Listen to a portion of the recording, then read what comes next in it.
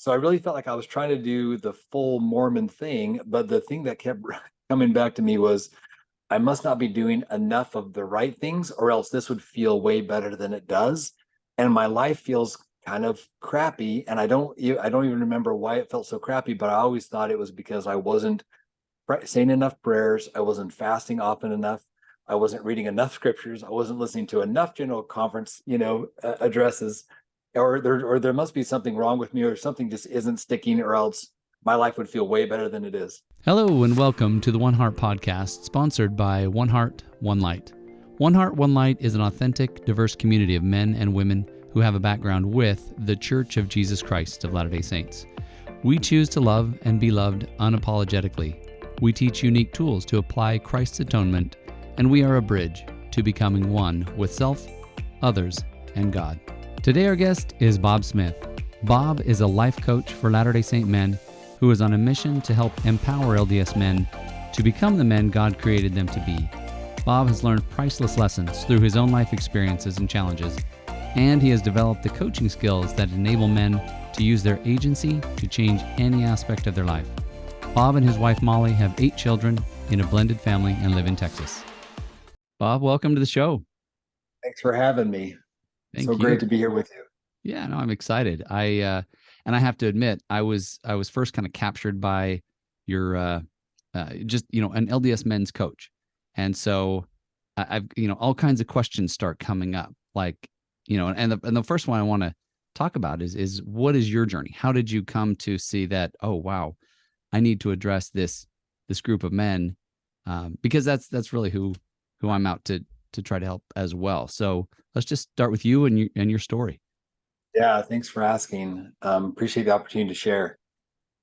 So, yeah, my story, just in summary, it really it really came down to that I wasn't really present in my life. I don't know a better way to describe that, and hopefully that kind of resonates with the other men that would hear Right. this. But I didn't really feel like I was there. I didn't even know that I wasn't there. I would hear from my now ex-spouse that I was this shell guy. She would call me the shell guy, meaning like I was kind of removed. I wasn't really feeling my emotions. I wasn't really open to those emotions.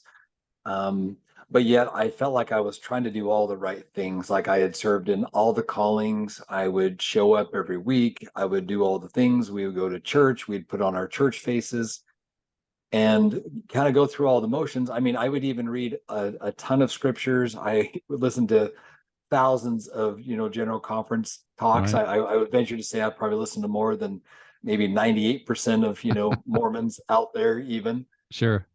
So I really felt like I was trying to do the full Mormon thing, but the thing that kept coming back to me was I must not be doing enough of the right things, or else this would feel way better than it does.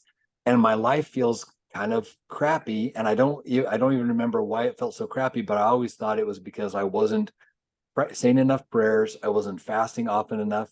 I wasn't reading enough scriptures. I wasn't listening to enough general conference, addresses, or there must be something wrong with me, or something just isn't sticking, or else my life would feel way better than it is. I can't tell you how much that resonates with me, trying to do everything perfect. And, Yeah. I remember trying to fast longer, right? If a 1-day fast is good, well, then a 3, 4, I think I got up to 4 days and I'm like, man, this is really hard. I didn't end up, going for a world record, but kind of the same thing, right? Trying to do everything perfect. And yet I'm miserable and I'm really, really struggling. Yeah. Like waiting for that blessing to come, or that relief to come, or that happiness to come. And it seemed like it was always on the other side of the next task, or if I can just get through this next thing, or Right. if I just do this better or harder, then that's where that's going to show up. And it never seemed to be there. We definitely had happy moments. I'm sure you had happy Sure. moments along the way as well, and certainly spiritually uplifting moments, like ones where we felt really alive, really in tune, really centered. But those were maybe a little bit more fleeting.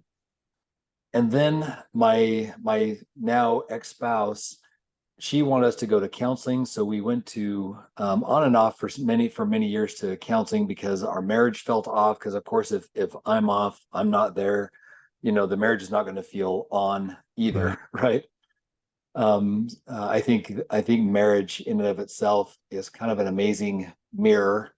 Oh yeah. Whether we like the reflection in that mirror or not, I don't know, but but it's kind of an amazing way of kind of reflecting back what already exists for us. Right. And there's a lot of that I don't think I was able to see and maybe didn't even want to see. But she wanted us to go to counseling, and in my mind I was like, oh my goodness, what, I don't understand why we need to go to counseling when we have scriptures and the prophets and modern revelation, Sure. and I Let's can just get on pray my knees longer. anytime. Right. Yeah, I've got all these resources, I've got the priesthood. And so it doesn't make sense that I would need, some other help. If we just did all these things, then our life should be happy and our marriage should be happy and everything should be fixed. And that just didn't seem to be the case. So reluctantly, I agreed to actually start going to counseling more regularly with her. And so we did that for, gosh, about 2 to 3 years towards the end Wow. of our marriage, and went pretty dang consistently about every week. There was some maybe a month where we missed, but we So did even that with pretty 2 or 3 consistently. years of counseling, just not pulling out of it, right? Just not seeing it. Yeah, and still, us saying we have this eternal marriage, we have 5 kids, we've tried to build this thing together. Like surely, I mean, we're two supposedly reasonably intelligent human beings. We have all these access to all the resources. We've got the church behind us. Like surely we be able to figure this thing out, right? And and then in going through counseling, that's really what kind of started this process for me. So at some point, I don't remember where I made the shift, but it's really a shift of I don't really want to be here, and I'm just trying to go through the motions to try to check the box and move on, Right. to what if I really start leaning into me? What if I start paying attention to me, and not in a egocentric kind of way, but in a way of like, I wonder if there are some shifts that I need to make that would actually really benefit me. Are there some Right. things that I'm missing? Are there some things I'm not seeing that I would like to see, and I'm open to seeing? And that's when things started to really shift for me. Yeah, let's pause um just right there for a second because yeah, this idea of I'm going to invest in me almost sounds sacrilegious. And yeah, the it reason I say can it that way is and because I've fought the same thing, right? I always need to be serving somebody else. And to the point that's where I was getting my validation from. And I feel good only if I'm doing a service project. But for me, it was like I felt guilty if I went on a jog because I should be out serving somebody. I felt good if or bad if I was, trying to invest in myself. It again, it sounds a little pathological, but I've been there. I know what that's like. And so yeah, to make that shift and say, "Oh, I do need some self-care. I do need to take care of myself and draw some boundaries." And so that's an interesting revelation, if you will, that you came to.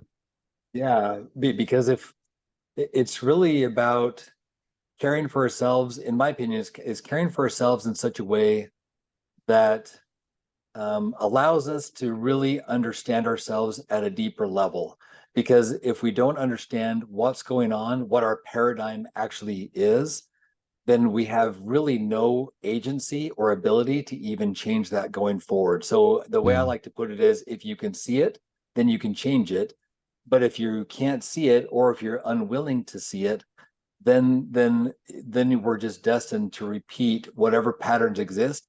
And maybe some of the patterns are great and useful for us, and maybe some of the patterns are not very useful for us in terms of building and having a happy marriage, in terms of how do we take care of ourselves and show up in the most powerful way for our families and our callings and our work responsibilities.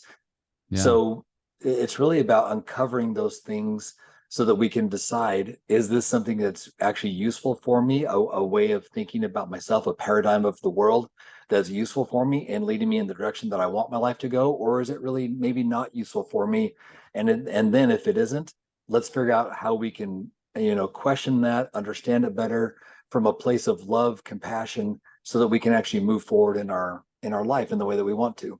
Yeah, no, that's awesome. And the way you talked about, that marriage is such a mirror. I remember seeing a video, maybe it was a TED talk, I don't recall exactly, but he said why you will marry the wrong person. And his point was just that every behavior, every thing that you picked up in your childhood is going to be repeated.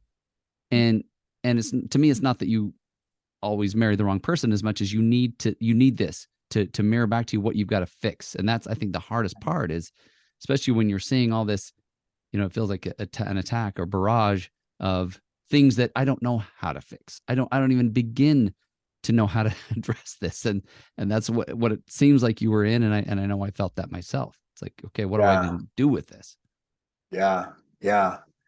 And anytime, so as you can imagine this, anytime your spouse say brings up something and it's not something that we are interested in seeing or want to see or want to acknowledge or whatever, or we feel like it's a personal attack on our very identity, Sure. like that must mean that she doesn't think I'm in integrity, or that must mean that I'm deficient or not enough or insufficient or whatever in some way, Sure. which maybe what your wife is saying means that, and maybe it doesn't mean that.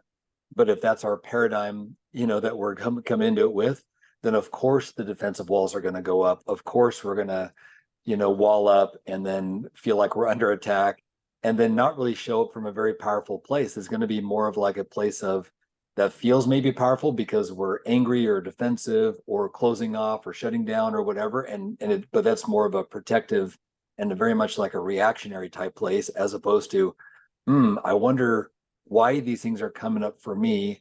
I wonder what this is teaching me about me. I wonder what the gift is here that Sure. these feelings are trying to present to me and to help me understand, to actually help me to grow and become the powerful creator that I was created to be. So it's almost like a totally different mind shift. Instead of you're attacking me, it's more like I wonder how this information could be Right. useful and helpful and beneficial to me. And in the moment, obviously, right, that's hard to do. And so Right. when Right. when those emotions come on and it's like immediate and it's like I feel like I'm under attack and I go to defense or whatever it is, like of course we're not going to have access to our higher level thinking brain in that moment, and which can then sort through all this stuff. But that's where, like, back to your point on self-care, part of self-care is taking breaks and stepping away when we need to, so that we can understand ourselves, so that we can feel through the process, so we don't have to push Right. things down, shove them aside, and then show up in these less than useful kind of ways, but to where we can actually process through them in a way that allows them to flow through our bodies in the ways that it was designed to do so, and understand ourselves better, and then show up from a more powerful place in a way that we decide to show up, as opposed to being reactive to Yeah. the emotions of the moment. Yeah. I think that's beautiful. And especially, talking about processing, I had zero concept of that. And even, you know, feeling the emotions. I mean, in my experience, emotions were just bad, right? Unless you're giving a talk or a testimony and you cry a little bit, then it makes it look more authentic in my understanding, early on at least. But so to be able to not only feel an emotion but to learn from it and to say, oh, here's why this is coming up, and knowing what to do with it, I think is the huge mystery. And I think that so many men, myself included, just struggle with that, because I think men in particular are taught, hey, boys don't cry, right? Man up. You don't get to show emotion here. And if they do, wow, that they would have an amazing person that can actually hold space and say, hey, it's safe to let that come out and be real. Yeah, I never had that. I don't know if you had experienced that prior to your yeah. transformation, if you will. I don't. I don't. I'm actually trying to think back to,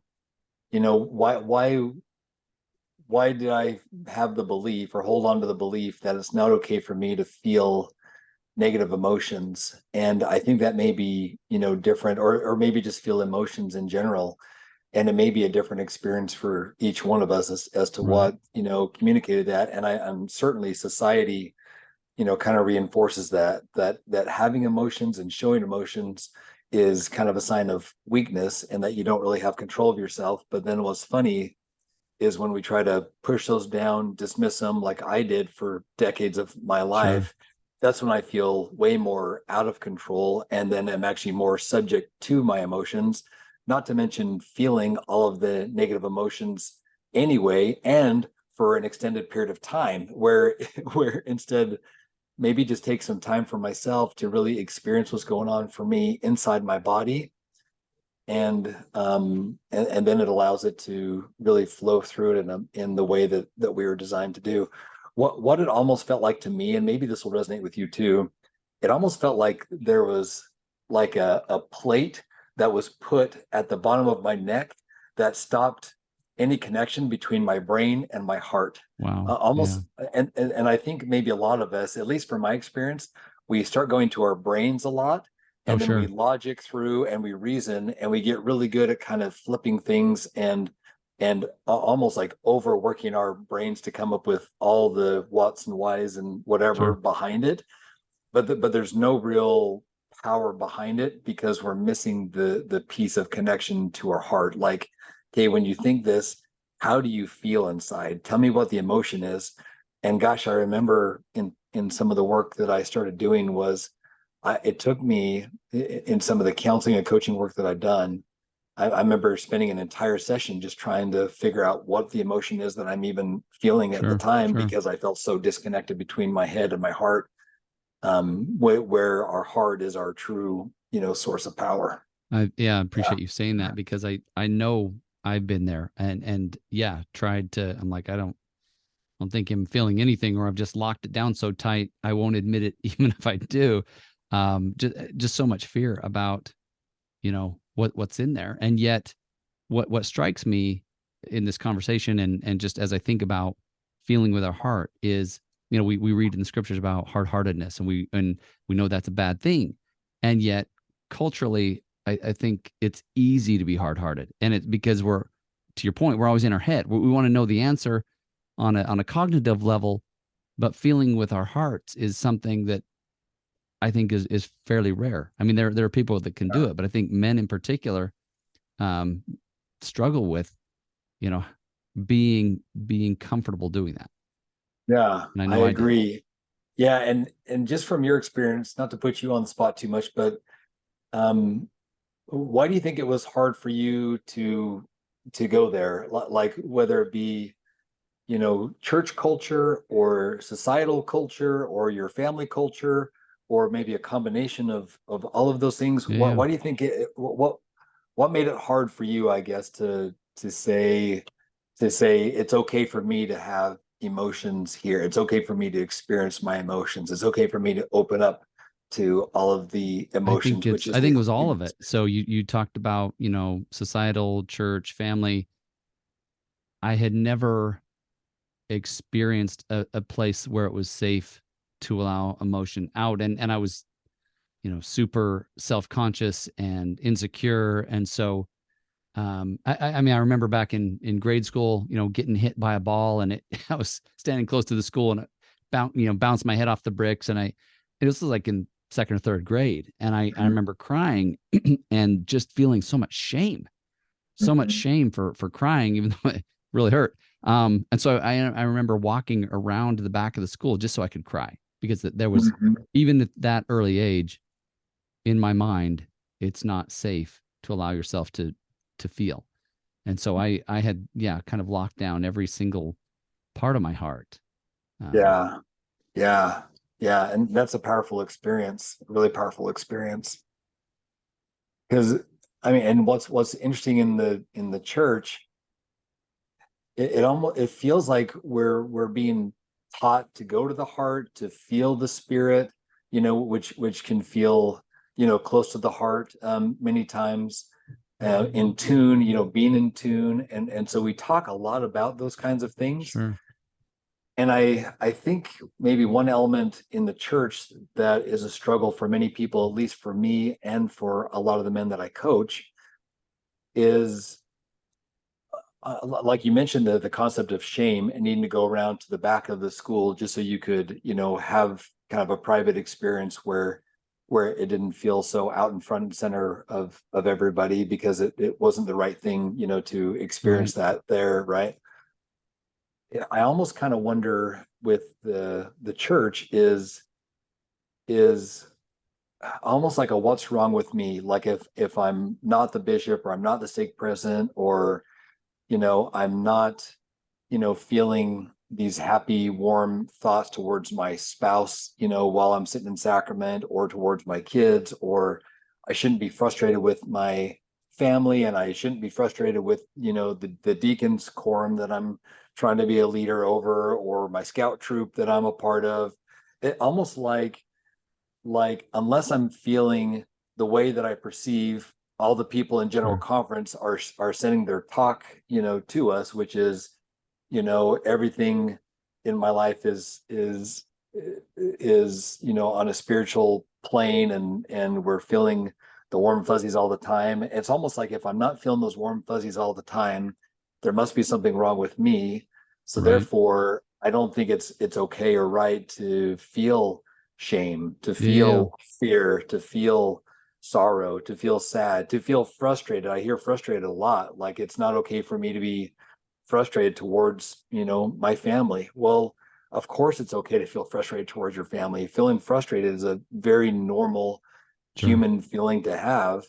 The question is can you own that independently and look at it from a place of compassion and curiosity so that you can understand why it is that you are feeling frustrated so then you can uncover that and then decide what to do with it at that point. So Yeah. anyway, What? any thoughts on that? Yeah. When I hear you say from a place of compassion, so my mind instantly says, well, in the programming in my brain, at least early on, is compassion only goes outward, right? It's not about compassion for self. But I think that's what you meant is, can you have compassion for yourself? Can you be okay with your feelings, with your faults, with your weakness? And I love, either 12:27 says it so powerfully. If, and I'll say only if man come unto me, I will show them their weakness. They have to be willing to see the weakness.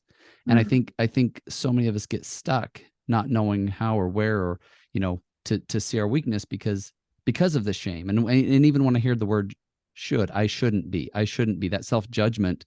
To me, I think of should as shame attached to could, right? I could do this, but I don't. There doesn't always have to be shame associated with this mortal experience. We are going to feel emotion, and we mm, need to. It's part of our mortal journey. God didn't, like you say, put a plate above our heart and say, "Oh, don't feel what's down there." And yep. in fact, I find it interesting that when the Nephites early on, as they're mourning Ishmael's death, it says they mourned exceedingly, right? They let it out, probably cried so hard that they were done, right? At the end of 2 or 3 days of crying, it's like, okay, we're done. We've let it out and we're going to move on. And yet in modern times, I know for myself, my mom was diagnosed with MS when I was like 9 and I was mama's boy. And that was a big deal to me. And even though she's still alive, I lost that connection in my mind because a lot of her nurturing went to her diet and to her disease. And so um, I didn't grieve that. I didn't know how to grieve that until I was in my 40s. Mm. And when I did, wow, was that healing? It was amazing. It's something I really needed, but I don't think it's modeled well. I guess is really what I'm getting to is being able to model that. Hey, here's what a safe way to feel and express emotion so it can get out, so it can flow through. That's amazing. So what do you think it was that gave you permission in order to feel that, to be able to go through that grieving Yeah, yeah. process? That's a great question. So ironically, I was at a men's retreat. So I had started my healing journey. And I remember one of my, had we were in groups and one of the gentlemen was talking about how his mom had been neglectful, she'd been an alcoholic. She hadn't been there for him. And it just struck me. Well, my mom wasn't those things. She was present. She was, as much as she could be. And yet I had the same wound Mm, because to my 9-year-old heart and mind, I had lost that connection. And so that realization allowed me um to yeah, step into that sorrow and just cry like I've never cried. And it was so healing, so Oh, wonderful. Really. yeah, yeah. Because sometimes, there's Terry Givens. I think we've Yeah. talked about him before. Yeah. In the scriptures, it talks about like our sinful state and natural man, and we're just these sinful beings. But what he does, the Givens couple, they go back to the original text and the original translations from Greek or Hebrew or whatever it might be, Right. and instead of sinful state, it really should be translated as our wounded state, which then gives even more meaning to Christ being the healer, or to being a healer, or the healer of all Right. healers, Right. right? I love With that. his balm and his ointment. And so, yeah, when we think about these wounds and why compassion is so important for me, I love progress. I love making progress. I hate feeling stuck in any part of my life. And so what's been clear to me in my journey and in with all the men that I coach is that element of compassion and curiosity that we can have for ourselves is actually the key to moving forward in our life, because there are these wounds that we have down inside of us, and the only way we can really access them is from that place of compassion, of unconditional love, which then allows the healing process to take place. Yeah. Because if we believe that we're bad just because we feel bad and because we have these things and these wounds that are either our parents didn't mean to give to us, or we didn't mean to kind of pick these up along the way, but certainly just in the course of life we're going to pick up some beliefs, some patterns, some lenses, some perspectives, some paradigms, whatever it might be, that don't cause us to feel very good. And Right. so it's really by taking a look at that from that place of compassion, of an unconditional love, that's really what starts the healing process. And that's then what produces progress in our life, which, in my opinion, is the whole point and intent of what Jesus was trying to teach us all along the way. It's not about you're sinful, you're inherently bad, and you need to overcome that state by overworking yourself to death in Right. order to do Right. it. It's really about recognizing who you are, where you're at, the wounds that are there, and let's take the time and give those things the attention that they need and deserve to heal properly, so that then you can truly show up from that centered, understanding, powerful place. And when we give that gift to ourselves, we then have the ability to give that gift in a much bigger way to everybody else around us. Without that, Absolutely.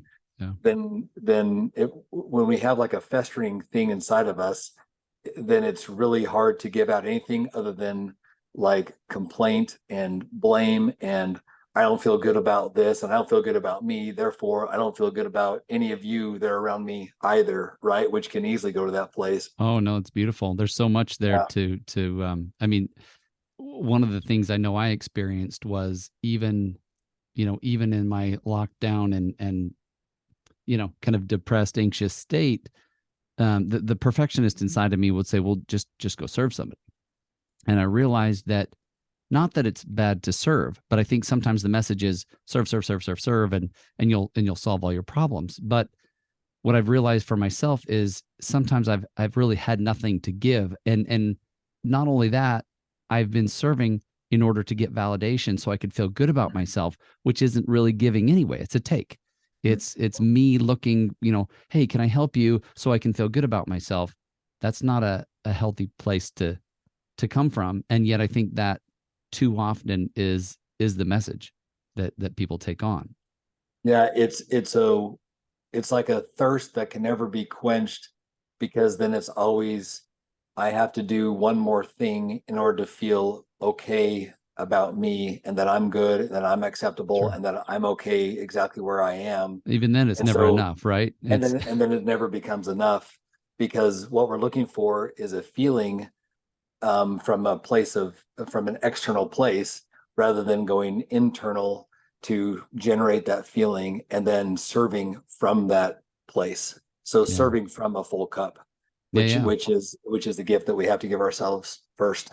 Yeah. And the trick, right? Is how do I get there? And so curious, as you know, kind of back to your story, as you started to make this the awareness, I guess, become aware of where you were at. What was kind of your path and your progress to, hey, I can help others do this. I want to coach, right? I don't imagine that happened instantaneously, but what did that look like for you? Yeah, so I went through, my divorce process, had a couple of massive awakenings along the way, which, led me to that decision. She was also kind of done with the marriage as well, so we were kind of in the same place at the same time where we're I kind of think like you told me I she kind of initiated, right? It was like, we were both kind of filling out paperwork at the same time and didn't realize that the other one was doing it, so we were both kind of in that place.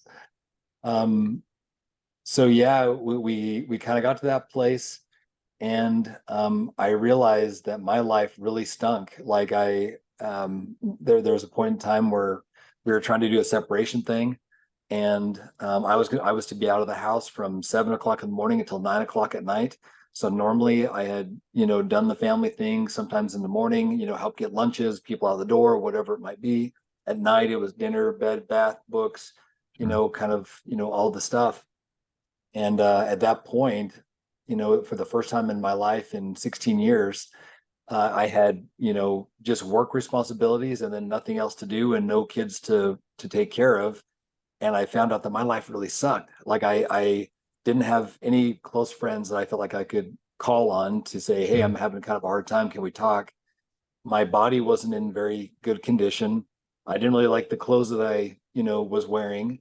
I had started a business, but made very kind of minimal progress there. But business that I had dreamed of wanting to do.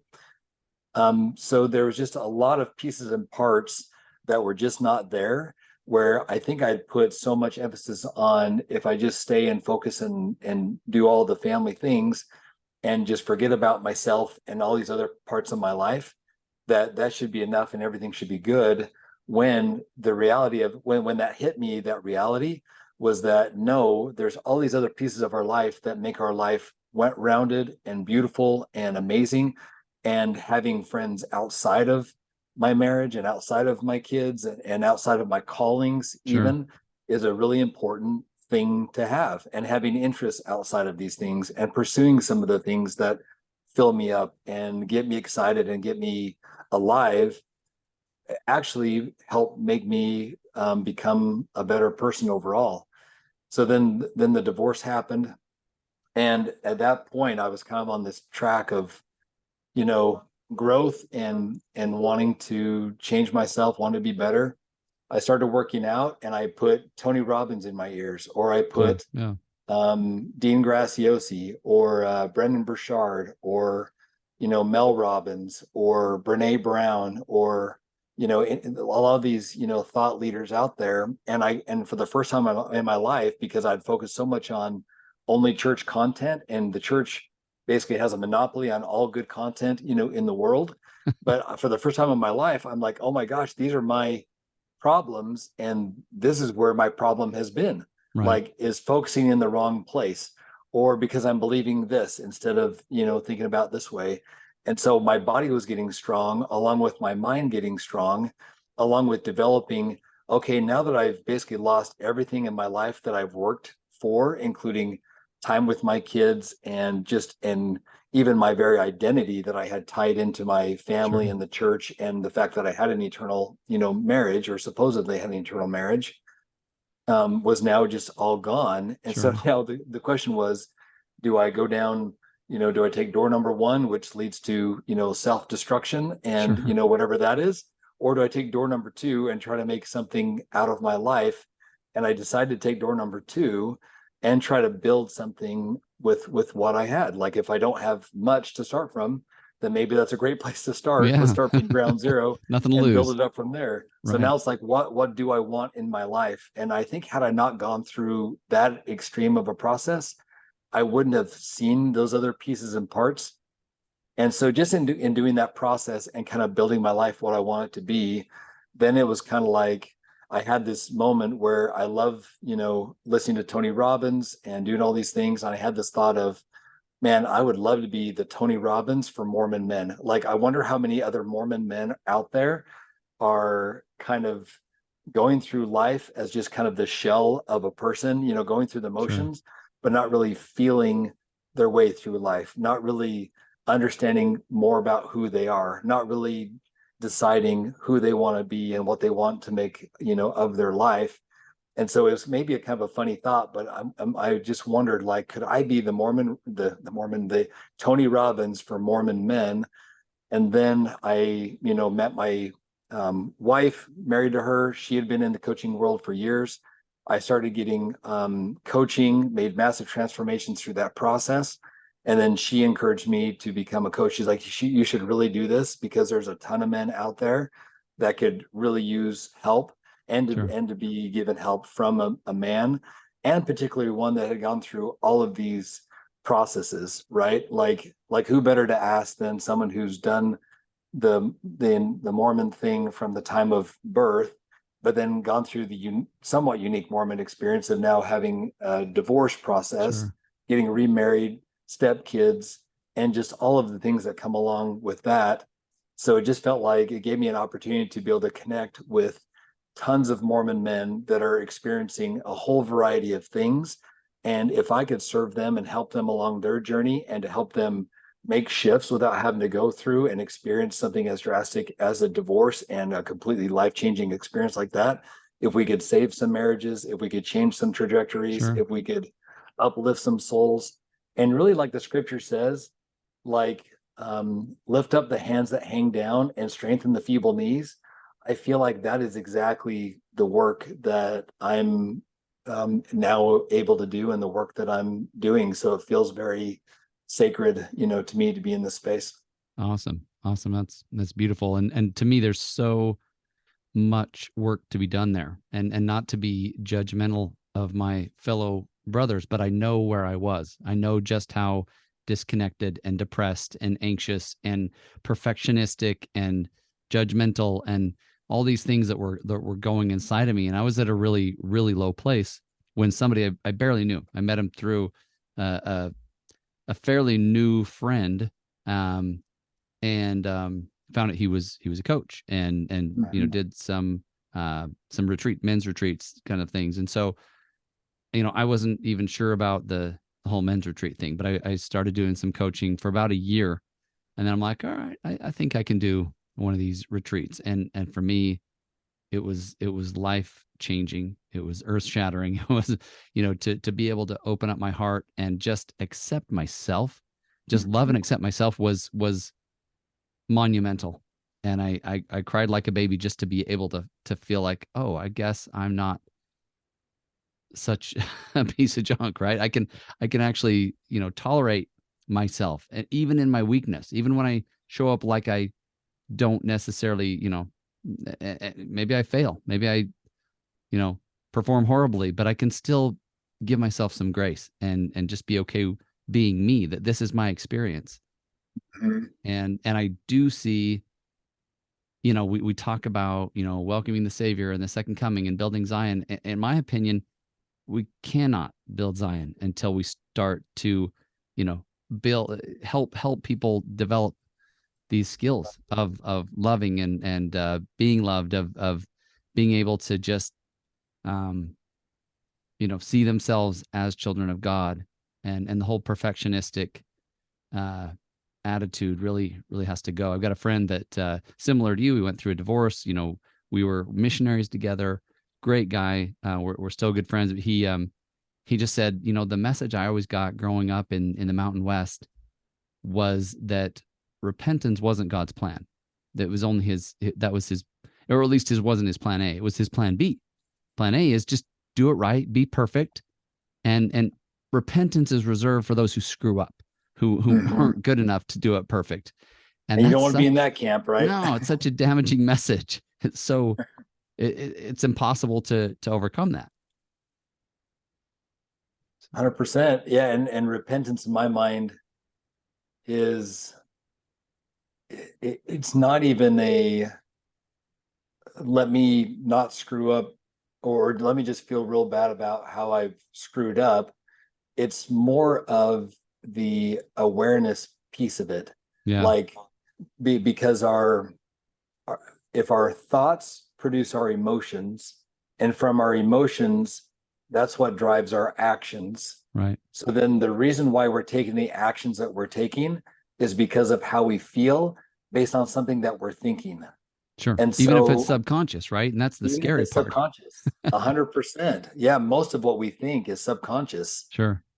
And so if we look at it from a little bit more analytical standpoint like that, then the reason we're taking the action, like let's say viewing pornography, or even cheating on your spouse, which I'm not advocating, either one of those per se, but there's a reason behind that. And the reason Always. behind that starts with a thought about, maybe I feel insufficient, not good enough, deficient in some way. I'm not Unloved. loved. Sure. I don't matter. She doesn't care about me. Whatever that is, that's then producing this, disconnection, discord, hurt, whatever is there.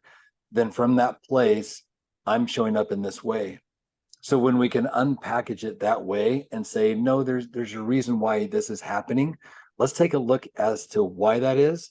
And so repentance, in my mind, is really about awareness, because then that's awareness is where we start the process of agency. It's almost like I feel like what we sell in these things is giving people back their agency, so they can see, so they can act for themselves, So you can so they choose. can Yeah. actually have the power back in their hands to make decisions that will help their lives to become, the ways that you'd want them to become, to really become the creators that we were created to be, for lack That's of a better word. that's amazing. Yeah. I just love the way I want to dig into that a little bit more because just the other day my sister was saying something like to take offense or taking offense is a choice, and I stopped her and I said, well, I don't think most of the time it is. I think it's subconscious, right? If you take offense, a lot of times you're angry before you even know why you're angry. And most people that are offended, they can come up with reasons why. Well, he said such and such and so and so. But to your point, that has nothing to do with the real reason. It's usually layers deep in a subconscious something that happened when you were 3 years old, and somebody, something happened that there's a wound festering there. And Yep. so although you may consciously say, oh, it was because of this, it's not until you dig into that and go, oh, wow, I'm really hurting because of this. And that just triggered it. It's not even about them. And so, yeah, that to me is so important. So important. So important. Like, for example, one of my big triggers is being misjudged. I can't, so growing up, I had a mom that was kind of chaotic, and um I was really kind of the golden child. My sister was kind of the black sheep of the Sure. family. And what's interesting is you would think the golden child would be the better position to be in, because I could do no wrong, she could do no right.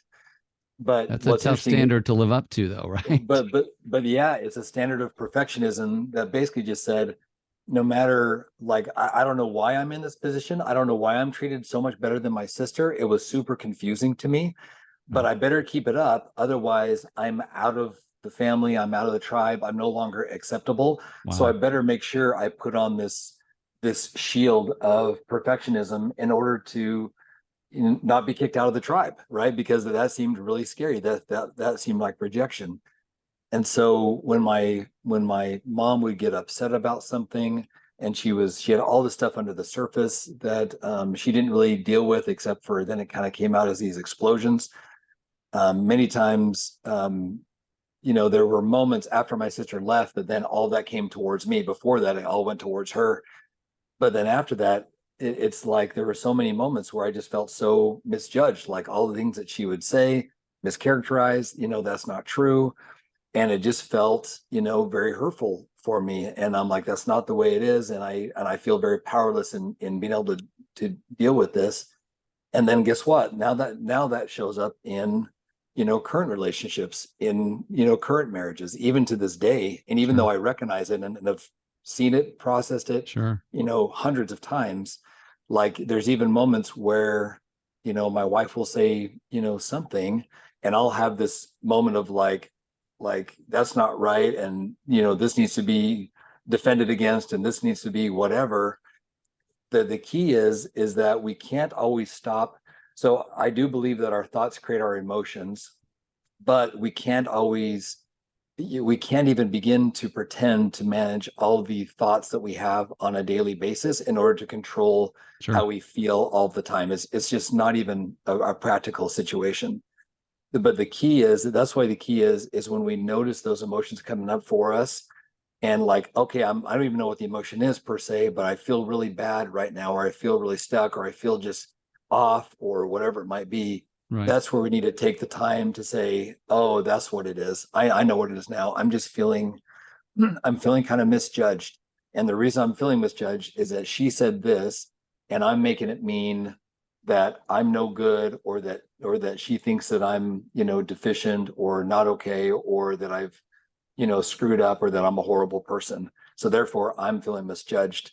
But it's always because of the lens that our brain filters it through that creates the emotion that we have. There's that space Sure. in between what happens out here in our external world and the emotions that we have, and the space that exists there is the story that we have, or the paradigm that we have, that Exactly. then creates our experience of whatever's going on. So, and that's where all of our power really exists, is not in trying to manage all that so that we can feel happy and perfect all the time, but in just recognizing it, understanding it, leaning into it, and really embracing the whole human experience. Like, I'm feeling misjudged right now.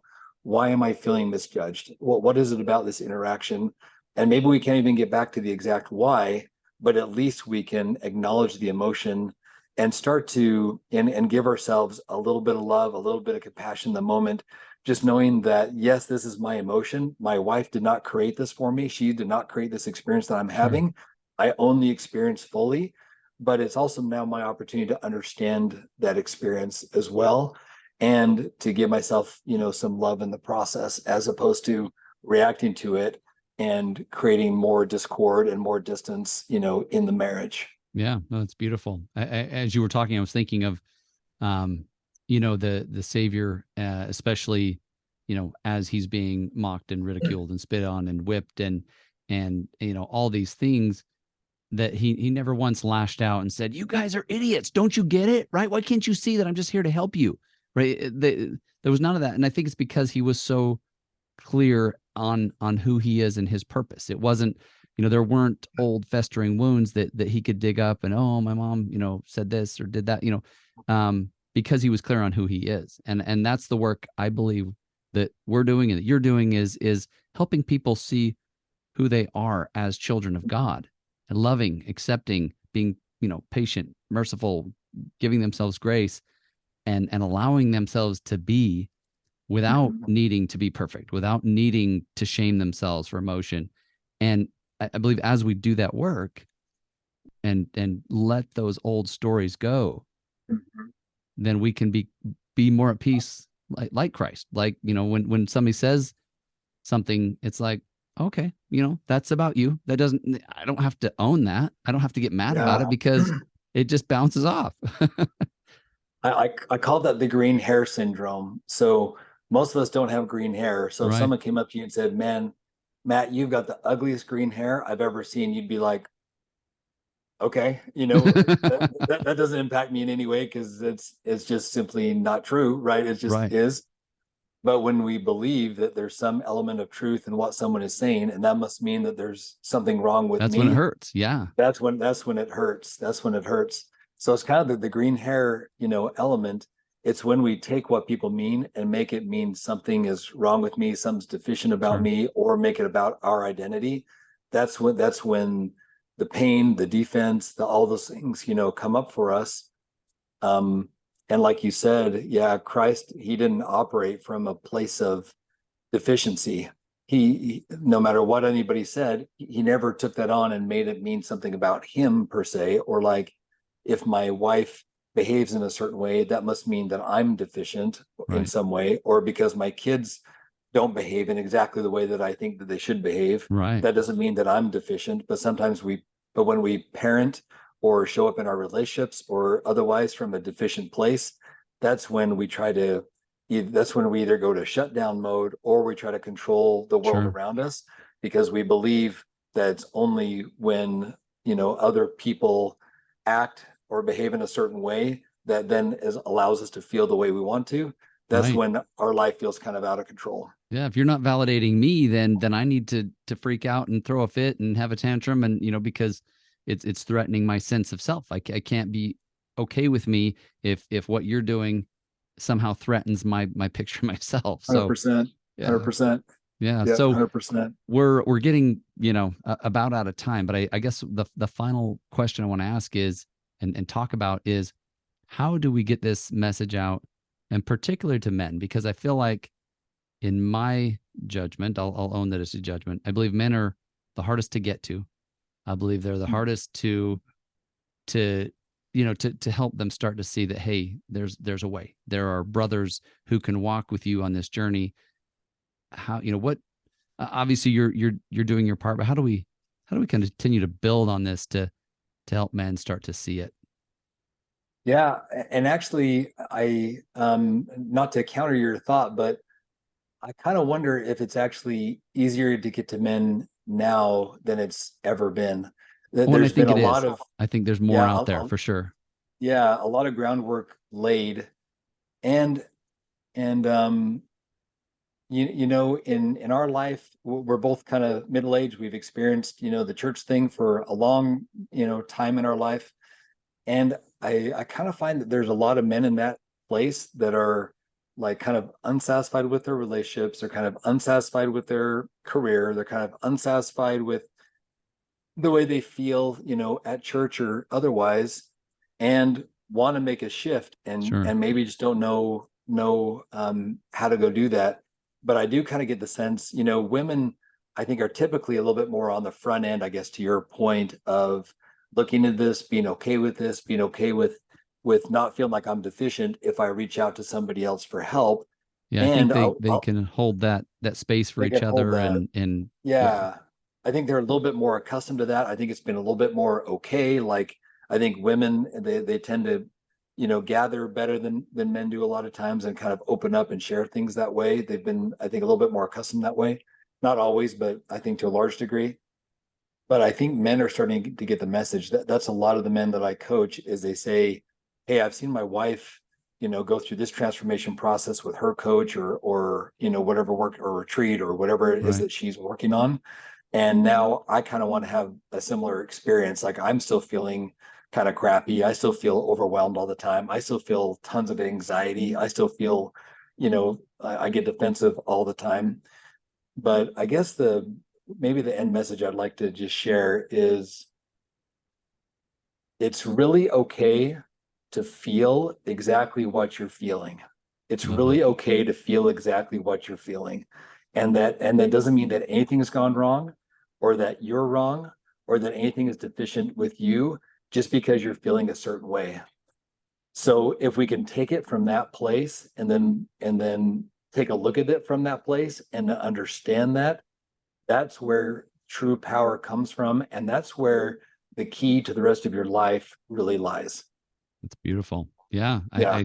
I say we end right there. I love that.